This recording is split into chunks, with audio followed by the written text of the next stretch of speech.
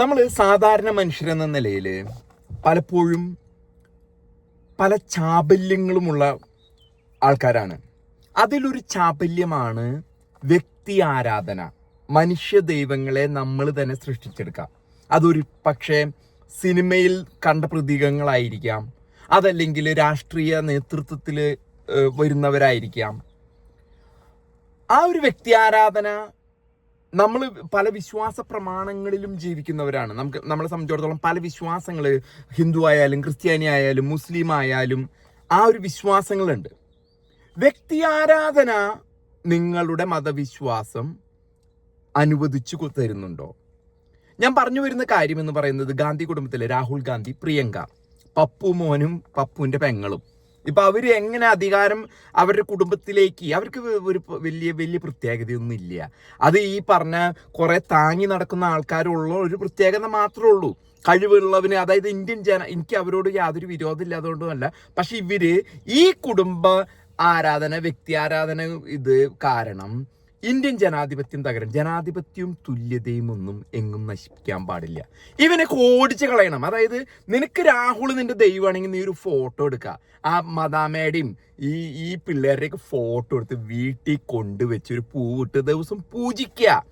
അതല്ലാണ്ട് നമ്മൾ ഇവനെയൊക്കെ ചില മാധ്യമങ്ങളും, പിന്നെ അതിൽ പണം ഇൻവോൾവഡ് ആണ്. മാധ്യമങ്ങൾ എന്നൊക്കെ പറയുമ്പോൾ പണവും, പിന്നെ അവർക്ക് ആ കാര്യങ്ങൾ സാധിച്ചു തരാനും ബിസിനസ്സുകാരും. ഇപ്പൊ ഈ ചെക്കനിരുന്നിട്ട് കെ സിയുടെ അല്ല ഈ ഇലക്ഷൻ, ഇപ്പൊ മുസ്ലിം ലീഗ് ആ ഭാഗത്ത് നിൽക്കുന്നത് കൊണ്ട് ഞാൻ സാധാരണ, പക്ഷെ ഇത് വി.ഡി. സതീശന്റെ ജയാണ്. കെ സിക്കൊക്കെ കാലം ഉണ്ടായിരുന്നു, 19 വർഷം നടന്നു, ജനങ്ങൾ അംഗീകരിച്ചിട്ടില്ല. ആലപ്പുഴയിൽ നിന്ന് കുറെ പ്രാവശ്യം ജയിച്ചിട്ടുണ്ട് എന്നുള്ളതല്ല അതിന്റെ ഇത്, ജയം തന്നെ. പക്ഷെ കെ സി പറഞ്ഞതാണ്, ഞാനില്ല ഈ മുഖ്യമന്ത്രി, തന്നെയല്ല MP ആണ്, MLA അല്ല, അടിച്ചേൽപ്പിക്കരുത്, കേരള ജനത്തിന്റെ മേലെ അടിച്ചേൽപ്പിക്കരുത്, ആട്ടി വിടും.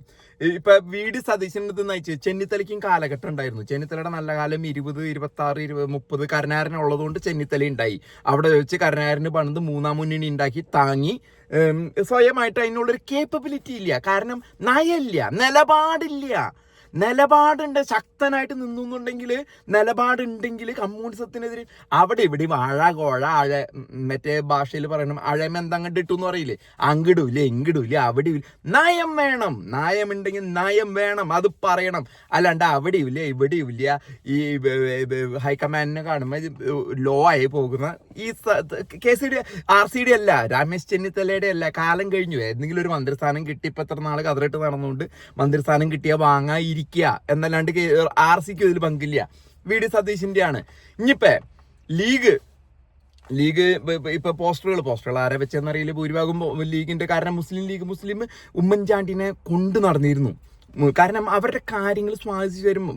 ഉമ്മൻചാണ്ടി എന്ന് പറഞ്ഞാൽ എല്ലാവരുടെയും കാര്യങ്ങൾ, സുകുമാരൻ നായർക്ക് അദ്ദേഹത്തോട് കുഴപ്പമുണ്ടായിരുന്നില്ല, വെള്ളപ്പള്ളി നടേശന് കുഴപ്പമുണ്ടായിരുന്നില്ല, എല്ലാവർക്കും ഇതുണ്ടായിരുന്നില്ല. ഇവിടെ സുകുമാരൻ നായർക്കും വെള്ളപ്പള്ളിക്കൊന്നും ഇയാളെ കണ്ണിനേരെ കണ്ടുകൂടാ ഈ വി.ഡി. സതീശനെ. പക്ഷെ എന്നിരുന്നിട്ട് പോലും ആ ഒരു വിജയം നേടിയെടുത്തത് വി.ഡി. സതീശനാ. അങ്ങോട്ട് കൊടുത്ത് പറഞ്ഞ് അവസാനിപ്പിക്കേണ്ട 2-3 ദിവസം 4 ദിവസം ആ ഇലക്ഷൻ്റെ അന്ന് പിറ്റേ ദിവസം ചെയ്യേണ്ടതായിരുന്നു. ഈ ചെക്കനും പെങ്ങളും കൂടിയിട്ട് ഇപ്പൊ ഞാൻ കേട്ടോടത്തോളം ഒരു മാള് മുതലാളി ഇതിൽ ഇടപെട്ടിട്ടുണ്ട്. മാള് മുതലാളി മുസ്ലിം ലീഗിനെ സ്വാധീനിച്ച് കേസിനെ ഉന്തി. കാരണം കേസി കേന്ദ്രത്തിൽ ഇരിക്കുന്നത് കൊണ്ട്, കേന്ദ്രത്തിൽ ഈ ചെക്കന്റെ ചുറ്റും കിടന്ന് കറങ്ങല്ലേ, ഈ ചെക്കന്റെ ചുറ്റും കിടന്ന് കറങ്ങണത് കൊണ്ട് ഒരു പേരുണ്ട് കേസി. ഇപ്പൊ എന്തെങ്കിലും മല മറക്കാൻ ഈ ചെക്കൻ 2029 ഇപ്പൊ മോഡി പോയിട്ട് പറഞ്ഞത് ആ ചെക്ക അവിടെ ഉണ്ടെങ്കിൽ അപ്പൊ കിട്ടാനൊന്നും പോണില്ല. ഒപ്പം പപ്പുവിന്റെ പെങ്ങളും ഈ കൂറകൾ വയനാട് വരുമ്പോ ലീഗിനെ നല്ല പേടിയെ കണ്ട മൊഴി ഓടിക്കും, ആട്ടി ഓടിക്കും. 4 ലക്ഷം ഭൂരിപക്ഷം വയനാട് ആംഗ്ലിക്കും പെങ്ങൾക്കും. അത് ലീഗ് കൊടുത്തതാ. അതൊരു തിരിമറയ്ക്ക് അവരില്ലാണ്ടാക്കി കളയും. അവർക്ക് ഓടിക്കും. പേടിയുണ്ട്, പപ്പുവിനൊക്കെ നല്ല പേടിയുണ്ട്. ഈ പപ്പു ഇനി എവിടെ പോയി, അമേഠിയൊക്കെ പോയി, ബെല്ലാരി അമേഠിയൊക്കെ പോയി കഴിഞ്ഞ് ഓടിക്കും അവര്. ഈ ചെക്കനെ കണ്ടാതെ എന്നാ ഒഴിഞ്ഞു കൊടുക്കില്ല. കാരണം ഈ ചെക്കൻ 5 പ്രാവശ്യമായി ഇപ്പൊ ഞങ്ങപ്പം മോഡിനെയും ഇത് ചെയ്യാൻ പറ്റില്ല. അടുത്തവണ ആരെങ്കിലും നിന്നാൽ മതി. അപ്പുറത്ത് നല്ല നേതാക്കന്മാരുണ്ട്, ഇപ്പുറത്ത് വളർത്തില്ലല്ലോ. ഇപ്പുറത്ത് ഇനിയിപ്പോൾ എനിക്ക് തോന്നുന്നത് രാജേഷ് പൈലറ്റിന്റെ മകൻ സച്ചിൻ പൈലറ്റ് ചിലപ്പോൾ അങ്ങോട്ട് ചാടും. ഇനിയിപ്പോൾ ശശിയുടെ കാര്യം അറിയില്ല. കഴിവുള്ളവന് ഇവനെ ഇരുത്തി ഇവനെ കൊണ്ടുവന്ന് ആ ജനാധിപത്യം നശിപ്പിക്കുക. എവിടെ എത്തിയാനെ ഞാൻ പറയുന്നത്. ഇപ്പൊ നരേന്ദ്രമോദി ആണെങ്കിലും ട്രംപ് ആണെങ്കിലും ആരാണെങ്കിലും ഇങ്ങനെ അധികാരം കിട്ടുമ്പോൾ അവർക്ക് തന്നെ തോന്നും, ഓ എനിക്കിത് അങ്ങോട്ട് വെട്ടിപ്പിടിച്ചാലോ എന്ന്. ഇവിടെ പ്രത്യേകിച്ച് ട്രംപിനെ പോലെയുള്ളൊക്കെ, അതായത് ട്രംപിനൊരു മോഹമുണ്ട് പിള്ളേർക്ക് അധികാരം കൊടുക്കാന്നോ അല്ലെങ്കിൽ അതൊന്നും ഇവിടെ നടക്കില്ല. ഇവിടെ എടുത്തെറിഞ്ഞ് കാട്ടിക്കളയും. ഇതിങ്ങനെ ഇങ്ങോട്ട് എടുത്തിട്ട് കാട്ടിക്കളയാണ്. ജനാധിപത്യമാണ്, ജനങ്ങളുടെ ആധിപത്യമാണ്. അത് ട്രംപ് ആയാലും മോഡി ആയാലും ആരായാലും അത് വരണം, അതാണ് വേണ്ടത്. ഈ ചെക്കനെ താങ്ങി ഇത്ര ലോകത്തിലെ ഏറ്റവും വലിയ ജനാധിപത്യ രാജ്യം ഈ ചെക്കനെ അടിച്ചേൽപ്പിക്കാനായിട്ടുള്ള ആ ഒരു ഇതുണ്ടല്ലോ. 2029 കാത്തിക്കാണ് അവിടെ. അപ്പോഴേക്കും ഞാൻ പറയുന്നു, ഉറപ്പ് പറയുന്നു 500 സീറ്റെങ്കിലും ഇവിടേക്ക് കിട്ടും.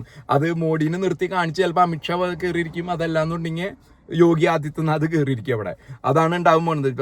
മോഡീനെ കാണിച്ച്, മോഡിക്കും പ്രായമായിട്ടില്ല, ഇപ്പം 82 വയസ്സിൽ ട്രംപ് ഭരിക്കുന്നുണ്ടെങ്കിൽ 50 വയസ്സാ മോഡിക്ക് ആവുള്ളൂ. മോഡിക്ക് കയറിയിരിക്കാം, അടുത്ത ഇലക്ഷനിലും കയറിയിരിക്കാം. ആരെ തടയാൻ പോണേ? ഈ ചെക്കൻ അവിടെ ഉണ്ടെങ്കിൽ ഈ ചെക്കനാണ് മോഡിയുടെ ഏറ്റവും വലിയ കൂട്ടുകാരൻ.